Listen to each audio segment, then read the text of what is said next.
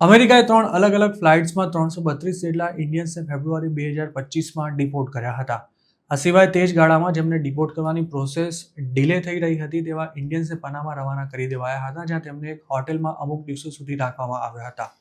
એક રિપોર્ટ પ્રમાણે પનામા મોકલવામાં આવેલા ઇન્ડિયન્સની સંખ્યા 55 જેટલી થતી હતી, જેમાંથી ફેબ્રુઆરી 23ના રોજ 12 લોકો વાયા તુર્કી થઈને ઇન્ડિયા આવ્યા હતા, જેમાંના મોટાભાગના લોકો પંજાબ અને હરિયાણાના હતા.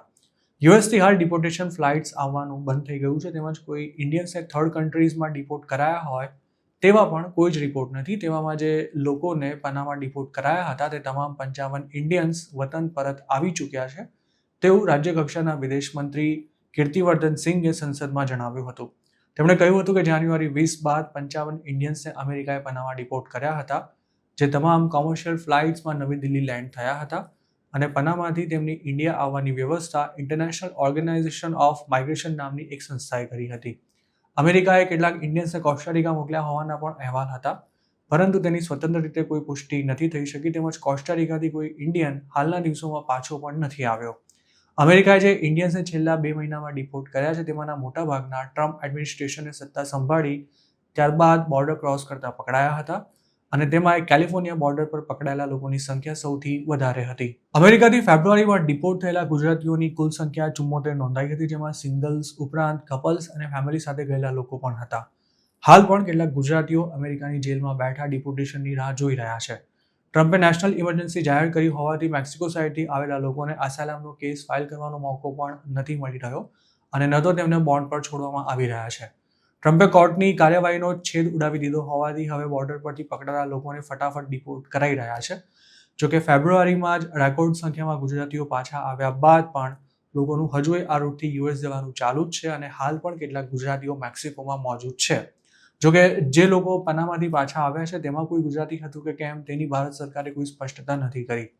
ચાલુ વર્ષમાં અમેરિકાથી ડિપોર્ટ થનારા ઇન્ડિયન્સની સંખ્યા 380ને આંબી ગઈ છે અને અમેરિકાએ તાજેતરમાં જ પોતાની કસ્ટડીમાં રહેલા 295 ઇન્ડિયન્સનું એક લિસ્ટ પણ ગવર્મેન્ટ ઓફ ઇન્ડિયાને મોકલ્યું હતું.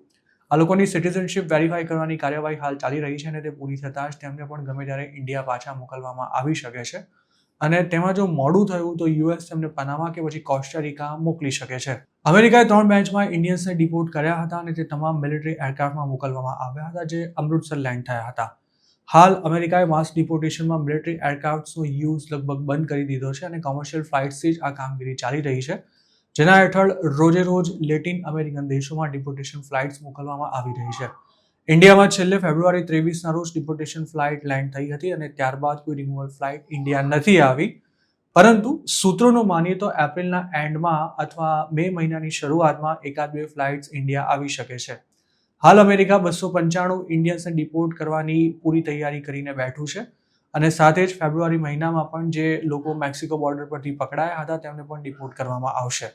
મતલબ કે 2025માં ડિપોર્ટેશન ફ્લાઇટ્સનો સિલસિલો બંધ નથી થવાનો. મહત્વનું છે કે ટ્રમ્પે મેક્સિકો બોર્ડર પર લોખંડી કિલ્લેબંધી કરી દીધી હોવા છતાં પણ ફેબ્રુઆરીમાં 145 ઇન્ડિયન્સ આ જ બોર્ડર પરથી અરેસ્ટ થયા હતા, જ્યારે જાન્યુઆરીમાં આ આંકડો 851 નોંધાયો હતો. તો બીજી તરફ ફેબ્રુઆરીમાં કેનેડા બોર્ડર પરથી 238 ઇન્ડિયન્સ પકડાયા હતા. ઓક્ટોબર 2024થી ફેબ્રુઆરી 2025ના 5 મહિનામાં કેનેડા બોર્ડર પરથી પકડાયેલા ઇન્ડિયન્સનો આંકડો 10,647 થાય છે, જ્યારે આ જ ગાળામાં મેક્સિકો બોર્ડર પરથી 4,691 ઇન્ડિયન્સ પકડાયા હતા.